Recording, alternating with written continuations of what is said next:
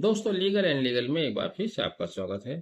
Professor Ali Khan Mahmudabad के मामले में जांच कर रही एसआईटी को उच्चतम न्यायालय ने फटकार लगाते हुए कहा है कि आपने प्रोफेसर अली महमूदाबाद की इलेक्ट्रॉनिक डिवाइस क्यों सीज की। दरअसल आपको पहले एक रिमाइंड करा दें, मामला था क्या। दरअसल ऑपरेशन सिंदूर के बाद प्रोफेसर अली महमूदाबाद ने सोशल मीडिया पर एक पोस्ट लिखी थी, जिस पोस्ट के बाद दिल्ली यूनिवर्सिटी के एक प्रोफेसर ने उनके खिलाफ थाने में शिकायत दर्ज कराई।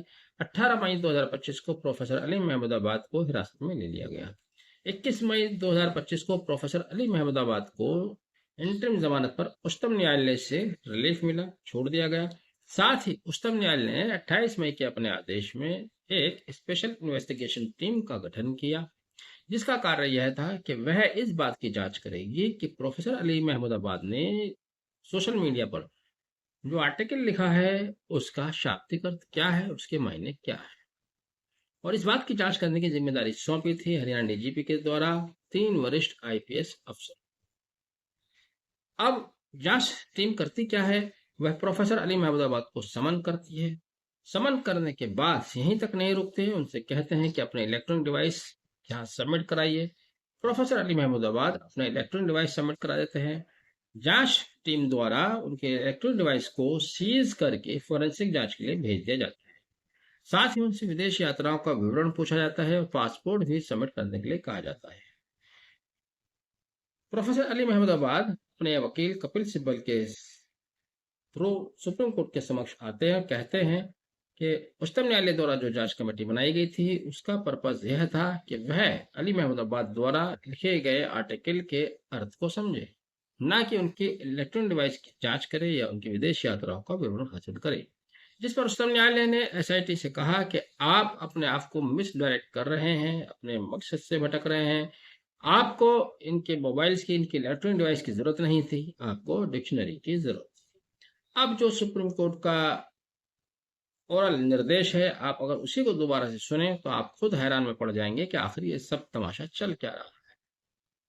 जैसा कि मैंने आपको बताया कि प्रोफेसर अली महमूदाबाद ने सोशल मीडिया पर कुछ लिखा, उस लिखने में ऐसा कुछ भी प्रतीत नहीं होता है जिससे उनके खिलाफ देशद्रोह का मामला बने।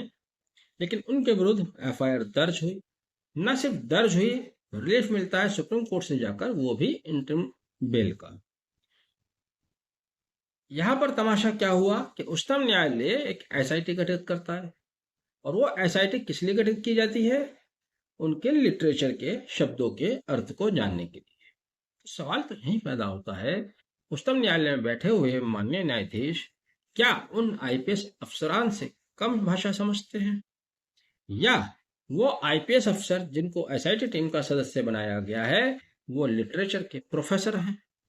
पहली बात तो ये कि प्रोफेसर महमूदाबाद ने क्या लिखा, उन शब्दों को समझने की ज्ञान भारत के आम नागरिक में है, तो माननीय उच्चतम न्यायालय के न्यायाधीशों को भी है।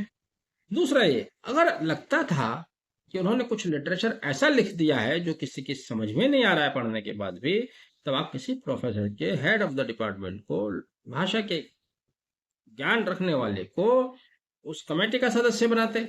आपने कमेटी बनाई आईपीएस ऑफिसर्स की। अब आईपीएस ऑफिसर्स या पुलिस ऑफिसर्स जिस पैटर्न पर, जिस तरह से जांच करते हैं, उन्होंने उसी पैटर्न पर जांच शुरू कर दी, तो वहां उनकी भी क्या गलती है?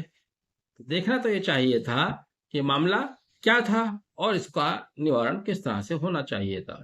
माननीय उच्चतम न्यायालय और ज्यादा बोल्ड डिसीजन ले सकता था। ये एफआईआर ही क्वैश होनी चाहिए थी, एक्सपंज करने का आदेश दिया जाना चाहिए था। लेकिन लिटरेचर की जांच करने के लिए एसआईटी का गठित किया जाना, यह भी भारतीय इतिहास में एक अपने आप में नायाब मामला है। बहरहाल उच्चतम न्यायालय का निर्णय सम्मान कीजिए और सम्मान करना भी चाहिए।